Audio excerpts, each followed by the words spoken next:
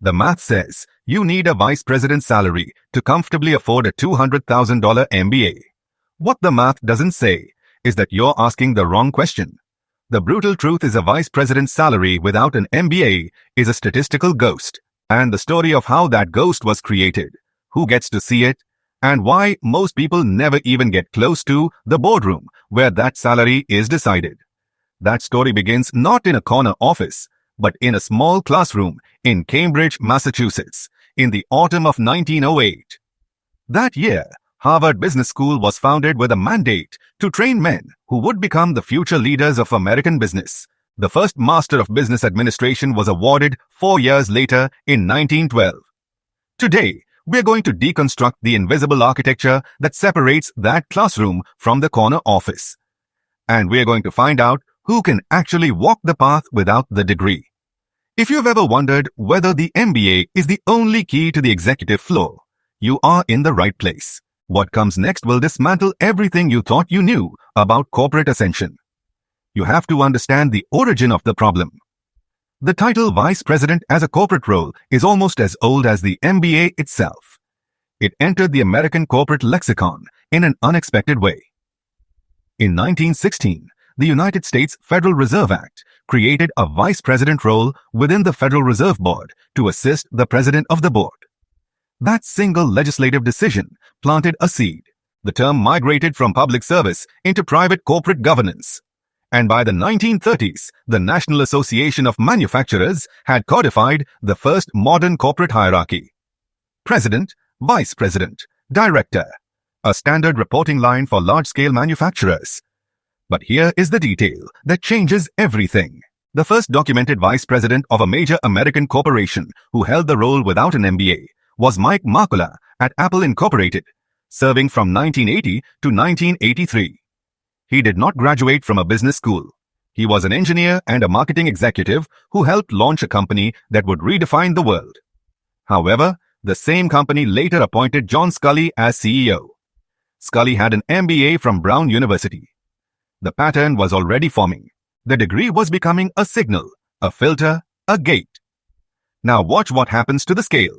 In 1970, roughly 30,000 students were enrolled in graduate business programs across the United States.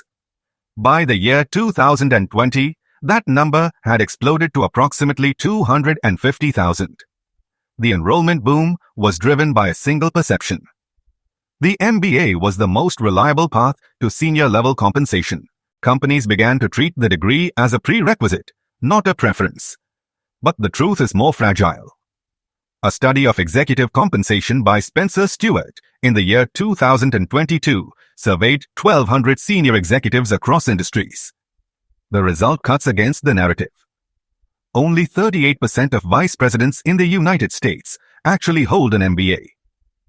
That means 62% of the people sitting in the vice president chair did not pay the tuition. They did not sit for the case studies. And yet, they hold the title. So, who are they? What mechanism allowed them to bypass the credential, while the majority of the workforce believes the credential is the only way in? Here is where the emotional weight of the question starts to press. The median base salary for a vice president in the United States in the year 2023 was $282,371. That is the base number before bonuses, before equity, before the deferred compensation packages that pushed total compensation to $450,000 across all industries. Now hold that number next to the average cost of a top 50 MBA program.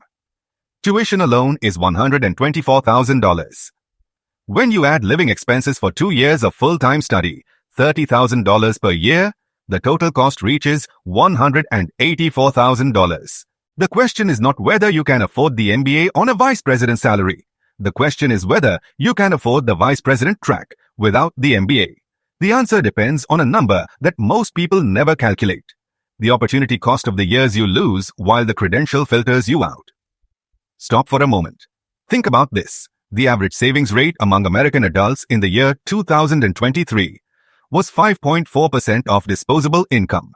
The median household income in the United States that same year was $70,784.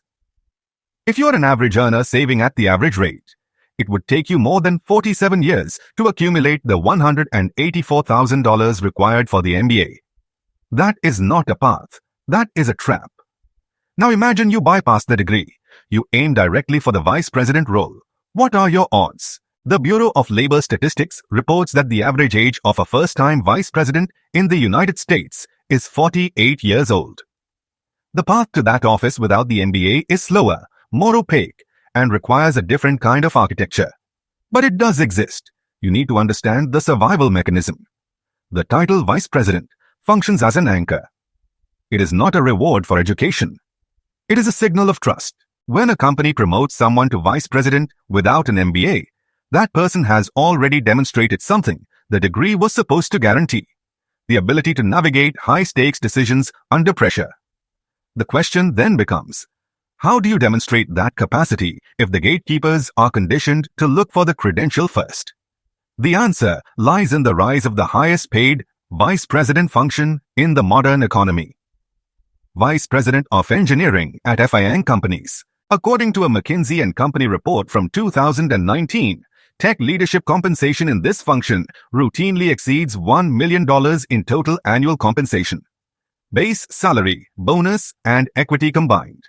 And crucially, many of those vice presidents do not hold MBAs. They rose through technical architecture, product vision, and the ability to scale systems, not balance sheets. The credential was irrelevant because the signal of trust was built in code, not on a transcript. Now you are starting to see the hidden architecture. But that is just the tip of the iceberg. Stick with me because the next layer reveals what no candidate, no HR department, and no career coach admits in public. Here is the silent rule. The majority of vice presidents without MBAs do not come from the general workforce. They come from inside a specific demographic tunnel, a tunnel that the founders of Harvard Business School in 1908 could have predicted from the start. They were training men who would become future leaders. They were not training the entire population, and the tunnel persists. The year 2022 Catalyst report on women in leadership documented that female vice presidents earned only 84% of the median male vice president base salary. The credential gap is not just about the cost of the degree. It is about who has the structural support to pursue the path without the degree. Who has the network, who has the mentorship, who has the safety net to take the risks that bypass the credential. The math is brutal not because the numbers are high. The math is brutal because it reveals a system designed to filter by access, not by ability. The vice president's salary at $282,000 base is the reward for surviving the filter. The MBA at $184,000 is the price of admission to the filter. But the real cost is invisible. It is the years of networking, the unpaid internships, the family that can absorb your living expenses while you study, the mentors who open doors because they recognize your last name or your alma mater. The median household net worth in the United States in 2022, according to the Federal Reserve Survey of Consumer Finances, was $121,700. That is the total wealth of the median American family. Savings, investments, property, everything. That number is less than the cost of a 2-year full-time MBA. Most families cannot afford the credential that the market treats as the standard path to the vice president seat. And the gender gap compounds the problem. The median male base salary already leaves a gap. The median female base salary at the vice president level is narrower still. The credential barrier hits the hardest where the financial cushion is the thinnest. But there is a thread through the noise. It requires you to understand what the vice president title actually signals in the market. It is not a diploma. It is an arc of survival. The vice president who earned the role without an MBA has typically survived a series of high-stakes decisions that the market could observe. A product launch that saved a division. A turnaround that reversed a decline. A negotiation that secured a partnership. These events function as neurological anchors in the minds of the decision-makers who issue the promotion. The vice president title becomes the symbol of that trust, and the salary is the economic expression of the trust. The question then is not who can afford the vice president's salary without the MBA. The question is, who can build the arc of survival without the network that the MBA provides? This is where the silence gets loud. The executive search industry has documented that the funnel narrows dramatically after a certain age threshold. The average age of 48 for a first vice president role means the system is optimizing for a specific career arc. You have approximately 25 years after graduating from college to accumulate the trust signals that bypass the MBA. If you start at 22, you need to build a narrative of survival by the time you are 48. That is 26 years of decisions, pivots, and visible outcomes. The MBA compresses that timeline. It provides a concentrated signal of ability in 18 to 24 months. But the compression comes at a price. $184,000 plus 2 years of lost income. The person who cannot pay that price is forced to play the long game. And the long game has a higher risk of attrition. The system was designed for speed. The long path was never prioritized. You will never look at the vice president's salary the same way again. That is the feeling of someone who cracked the code. If you want to learn the other symbols designed to filter access to the executive floor, the next block will show you the full map. But let me give you the most uncomfortable truth first. The gender gap in vice president compensation is not a deviation from the system. It's the system operating as designed. The Catalyst report's data is not a glitch. It is the output of a machine built in 1908 to produce a specific result. The founders of Harvard Business School did not set out to exclude women, but they designed a credential pathway that assumed a certain kind of participant. That assumption became embedded in the corporate hierarchy when the National Association of Manufacturers codified the reporting structure in the 1930s. The hierarchy assumed a flow of people who had access to the credential.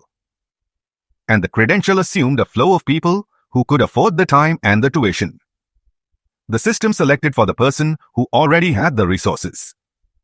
The vice president's salary was reserved for the person who could survive the selection. The person who could not pay the price was filtered out before the selection even began.